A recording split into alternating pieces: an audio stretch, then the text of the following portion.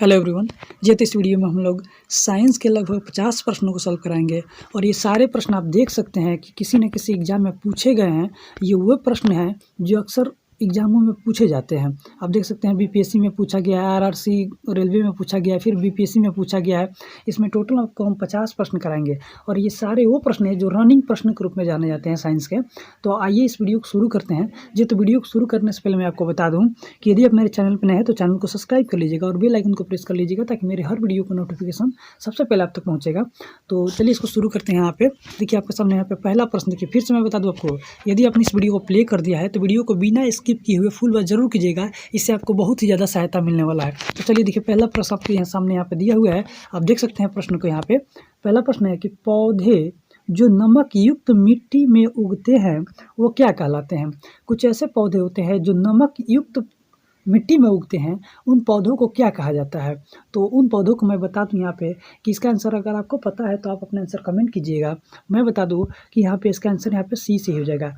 हेलोफाइटा बोलते हैं इसको, हेलोफाइट बोलते हैं, हेलोफाइट। इसका आंसर सी से हो जाएगा। चलिए नेक्स्ट प्रश्न देखते हैं। यहाँ पे नेक्स्ट प्रश्न आपसे यहाँ देखिए पूछा हुआ है, साइटोलॉजी जो है, साइटोलॉजी के अंतर्गत हम किसका अध्ययन करते हैं।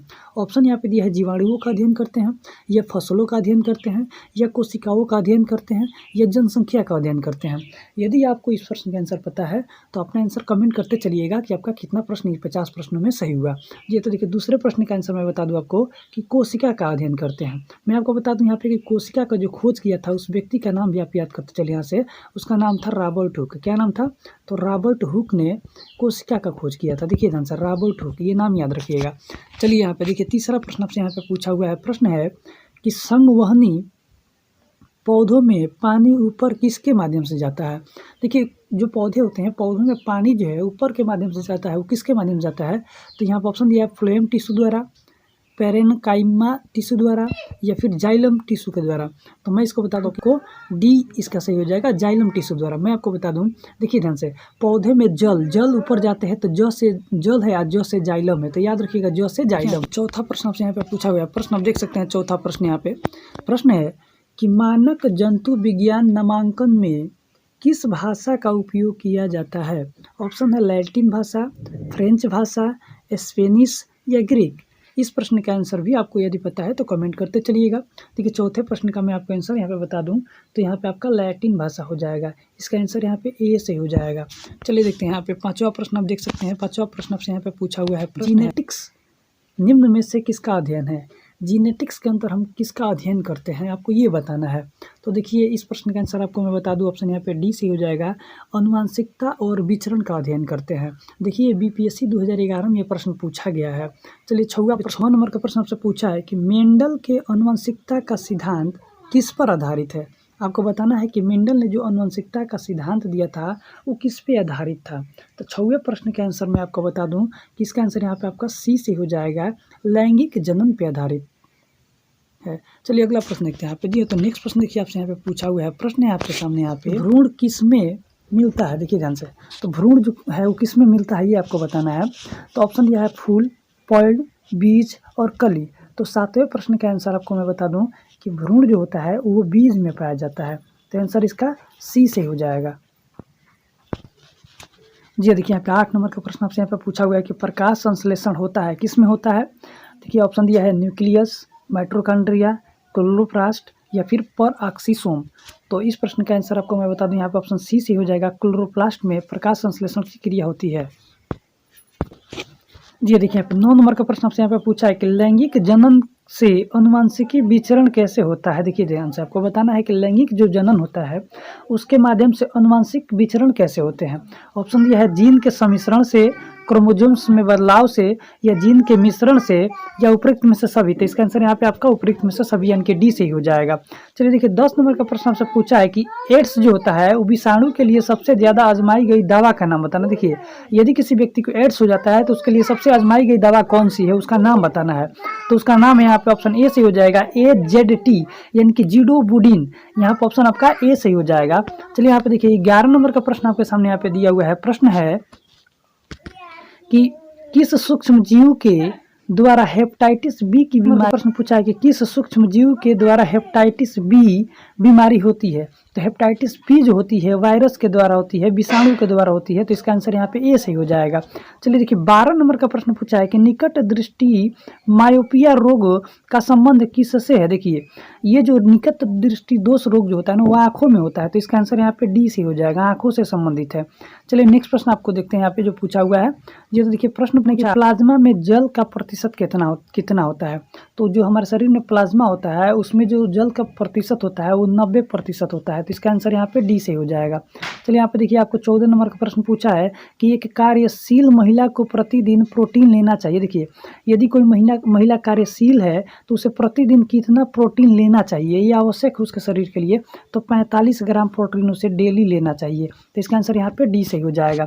चलिए यहाँ पे देखिए 15 नंबर का प्रश्न आपसे पूछा हुआ है कि निम्न में से कौन सा जीव अपनी त्वचा से सांस लेता है। देखिए उस जीव का नाम बताना है जो अपनी त्वचा से सांस लेता है। ऑप्शन दिया है मछली है, कबूतर है, तिलचट्टा है या मेढक है। तो मैं बता दूं यहाँ पे 15वें प्रश्न का आंसर आपका मेढक सही हो जाएगा।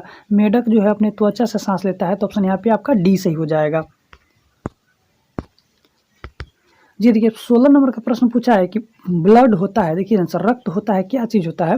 तो रक्त जो होता है वो एक संयोजी ऊतक होता है, तो इसका आंसर यहाँ पे आपका ए सही हो जाएगा। देखिए 17 नंबर का प्रश्न आप देख सकते हैं यहाँ पे कि मानव शरीर के किस अंग में लसिका कोशिका बनती है। देखिए लसिका कोशिका जो होती है मानव शरीर के किस अंग में बनती है आपको बताना है। तो 17 नंबर के प्रश्न का आंसर यहाँ पे आपका बी सही हो जाएगा, दीर्घ अस्थि में बनती है। ये तो मैं फिर से आपको बता दूँ, आप देख सकते हैं सारे प्रश्न किसी न किसी एग्जाम में पूछे गए हैं। झारखंड PCS में 2011 में ये सारे प्रश्न पूछे गए हैं।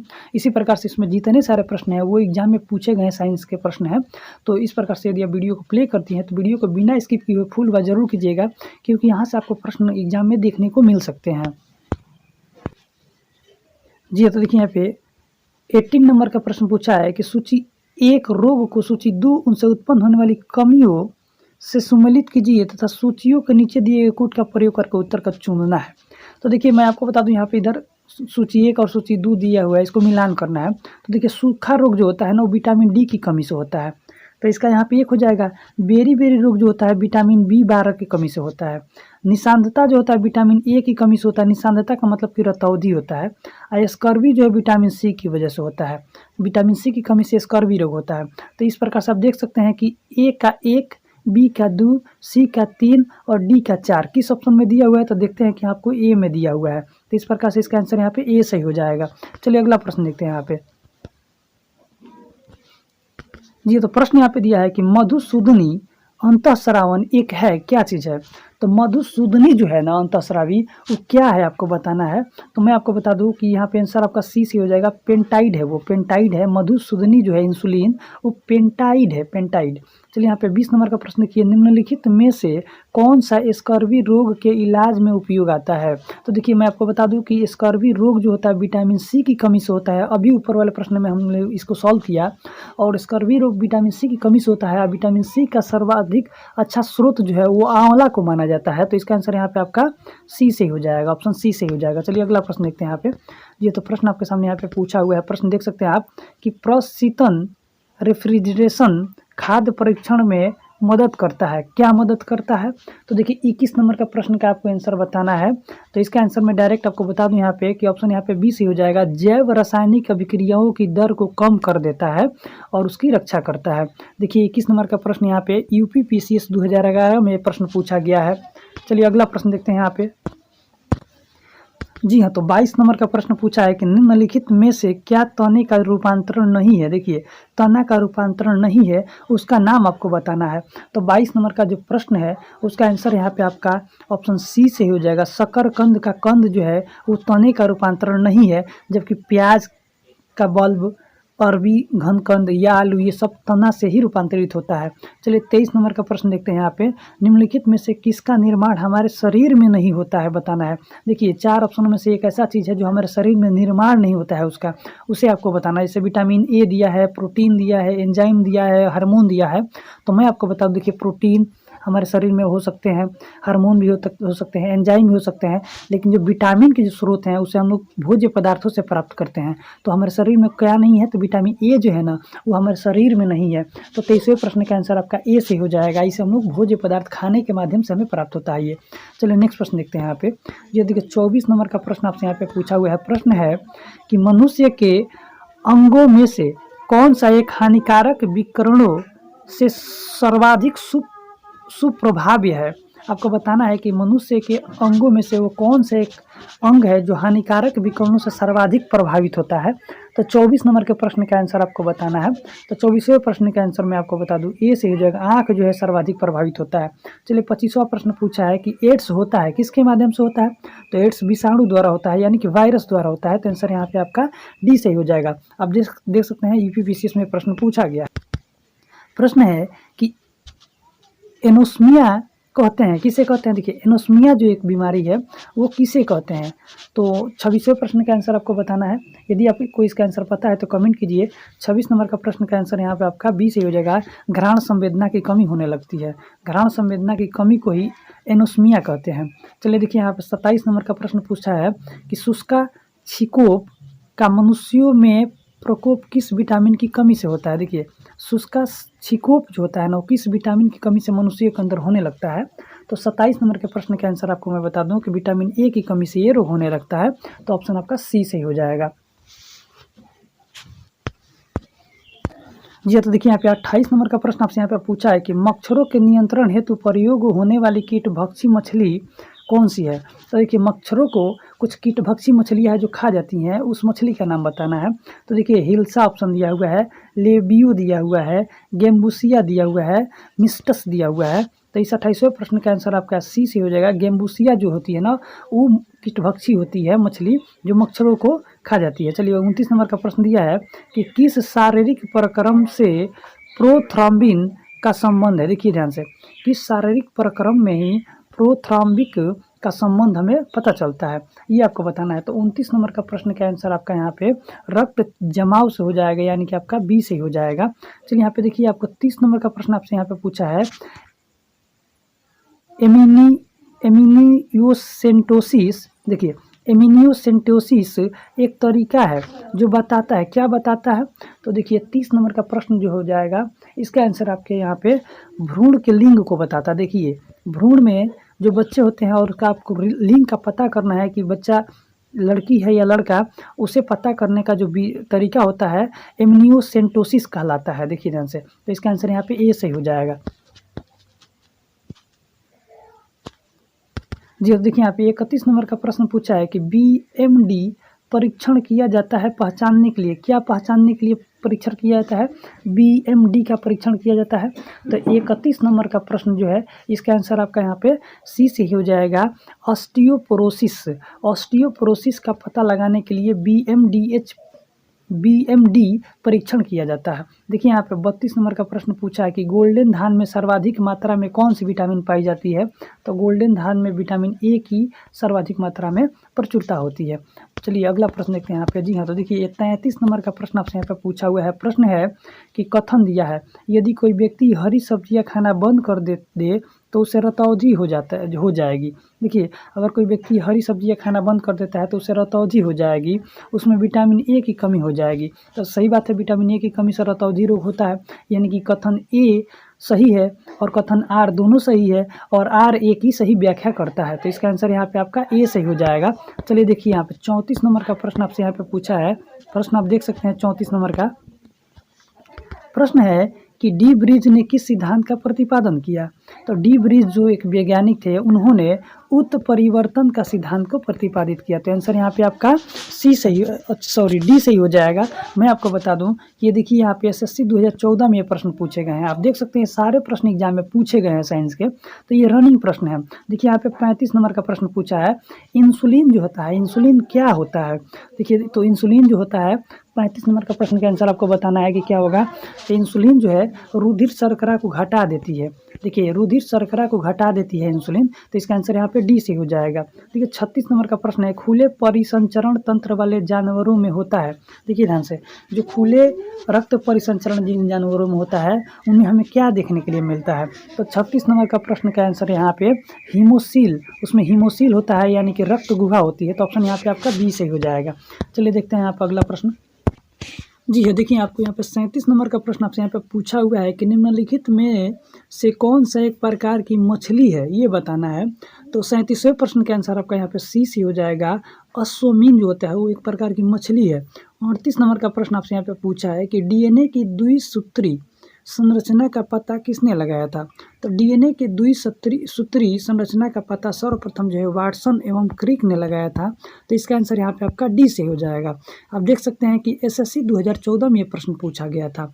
39 नंबर का प्रश्न आपसे यहाँ पे पूछा है कि निम्नलिखित में से किसे जैविक खाद के रूप में प्रयुक्त किया जाता है। देखिए, बायो फर्टिलाइजर के रूप में किसे प्रयुक्त किया जाता है, ये आपको बताना है। तो 39वें प्रश्न का आंसर यदि आपको पता है तो कमेंट कीजिए। इसका आंसर यहाँ पे हो जाएगा बी सही हो जाएगा। एजोला का प्रयोग किया जाता है। जी हाँ, तो देखिए यहाँ पे 40 नंबर का प्रश्न आपसे पूछा है कि रेशम कीट जिन पर पनपता है वे है क्या चीज़। तो देखिए आंसर, रेशम कीट जिन पर पनपता है वो क्या है ये बताना है। तो 40वें प्रश्न का आंसर आपका यहाँ पे डी से हो जाएगा। शहतूत की पत्तियों पर पनपते हैं, तो आंसर यहाँ पे डी से हो जाएगा। 41 नंबर का प्रश्न पूछा है कि फ्लेमिंग ने क्या खोजा। देखिए, फ्लेमिंग नामक एक वैज्ञानिक थे, उन्होंने क्या खोज किया था। तो पेनिसिलिन का खोज उन्होंने किया था, पेनिसिलिन। तो ऑप्शन यहाँ पे आपका बी से हो जाएगा। 42 नंबर का प्रश्न है कि निम्नलिखित में से कौन से जीव में रक्त नहीं होता है। देखिए, उस जीव का नाम बताइए जिसमें रक्त की मात्रा नहीं पाया जाता है। तो यहाँ पे इसका आंसर आपको मैं बता दूं कि हाइड्रा सही हो जाएगा, ए सही हो जाएगा। हाइड्रा में रक्त नहीं पाया जाता है। ये देखिए यहाँ पे 43 नंबर यानी कि 43 नंबर का प्रश्न पूछा है कि लाल रक्त कोशिका आरबीसी का निर्माण हमारे शरीर में किस भाग में होता है। तो लाल रक्त कणिका का निर्माण हमारे शरीर के अस्थि मज्जा में होता है। तो इसका आंसर यहाँ पे आपका सी सही हो जाएगा। चलिए 44 नंबर का प्रश्न देखिए, पूछा है कि निम्नलिखित में से कौन से रोग का कारण जीवाणु नहीं होते हैं। उस बीमारी का नाम बताना है जो कि जीवाणु के माध्यम से नहीं होता है। तो जीवाणु के माध्यम से नहीं होने वाला रोग जो है एड्स है, ये विषाणु के द्वारा होता है, वायरस द्वारा होता है। चलिए अगला प्रश्न देखते हैं। यहाँ पे आपको मैं बता दूं कि डिप्थीरिया, काली खांसी और हैजा ये जो है ना जीवाणु यानी कि बैक्टीरिया के द्वारा होता है। चलिए 45 नंबर का प्रश्न पूछा है कि निम्नलिखित उपकरणों में से किसको रक्तचाप मापने के लिए प्रयुक्त किया जाता है। तो रक्तचाप को मापने के लिए स्फिग्मोमैनोमीटर का प्रयोग किया जाता है। देखिए, मैं आपको बता दूं कि आपका ब्लड जो प्रेशर है, बीपी बढ़ा है या घटा है, इसका पता लगाने वाले यंत्र का जो नाम है उसका नाम है स्फिग्मोमैनोमीटर। ऑप्शन यहाँ पे आपका डी सही हो जाएगा। चलिए यहाँ पे देखते हैं 46 नंबर का प्रश्न आपसे पूछा हुआ है। प्रश्न है कि बीटी बैगन, देखिए ध्यान से, बीटी बैगन है क्या है एक प्रकार का। तो 46वें प्रश्न का आंसर आपको बताना है। आंसर इसका यहाँ पे बी से हो जाएगा। अनुवांशिकी रूप से परिवर्तित बैगन है ये। देखिए, अनुवांशिक रूप से परिवर्तित किया गया बैगन का एक रूप है बीटी बैगन। 47 नंबर का प्रश्न पूछा है कि अनुवांशिकता जेनेटिक्स के जनक के रूप में कौन से वैज्ञानिक विख्यात हैं, ये बताना है। तो 47वें प्रश्न के आंसर आपका यहाँ पे जे मेंडल यानी कि आपका बी से हो जाएगा। 48 नंबर का प्रश्न पूछा है कि विश्व पर्यावरण दिवस किस तारीख को मनाया जाता है। तो विश्व पर्यावरण दिवस जो मनाया जाता है वो 5 जून को मनाया जाता है। आंसर यहाँ पे सी से ही हो जाएगा। चलिए देखिए 49 नंबर का प्रश्न आपसे यहाँ पे क्या पूछा हुआ है। तो प्रश्न है आपके सामने यहाँ पे कि यकृत रोग हेपेटाइटिस बी का क्या कारण है। तो यकृत रोग जो हेपेटाइटिस बी होता है वो आरएनए वायरस के वजह से होता है। चलिए 50वां प्रश्न देखिए कि निम्नलिखित में से कौन सा पादप हार्मोन नहीं है बताना है। तो उस हार्मोन का नाम बताइए जो पादप हार्मोन नहीं है। तो पादप हार्मोन जो है यहाँ पे इंसुलिन नहीं है, बाकी के यहाँ पे साइटोकाइनिन, एथिलीन, जिब्रेलिन ये सभी के सभी पादप हार्मोन है, लेकिन इंसुलिन जो है पादप हार्मोन नहीं है। चलिए देखिए यहाँ पे 51 नंबर का प्रश्न आपसे यहाँ पे पूछा हुआ है। प्रश्न है कि अस्थि एवं दांत निर्माण हेतु निम्नलिखित में से किसकी आवश्यकता होती है। देखिए, अस्थि यानी कि हड्डी और दांतों का निर्माण के लिए जो किसकी आवश्यकता होती है ये आपको बताना है। तो मैं आपको बता दूं कि कैल्शियम और फास्फोरस का आवश्यकता होता है। तो ऑप्शन यहाँ पे आपका डी से हो जाएगा। देखिए 52 नंबर का प्रश्न पूछा है कि नीचे दिए गए पौधे और उनके खाद्य भाग से युग्मित सही सुमेलित नहीं है बताना है। उसका मिलान करना है जो सही रूप से सुमेलित नहीं है। तो 52वें प्रश्न का आंसर यहाँ पे आपका सी से हो जाएगा। आलू का मूल रूप हम लोग नहीं खाते हैं, बाकी यहाँ पे अदरक का प्रकंद खाते हैं, प्याज का मांसल पर्ण खाते हैं, नारियल का भ्रूण कोष खाते हैं। तो ये खाने योग्य भाग्यों का सुमेलित सही है, लेकिन आलू का मूल हम लोग नहीं खाते। तो इसका आंसर यहाँ पे आपका सी से ही हो जाएगा।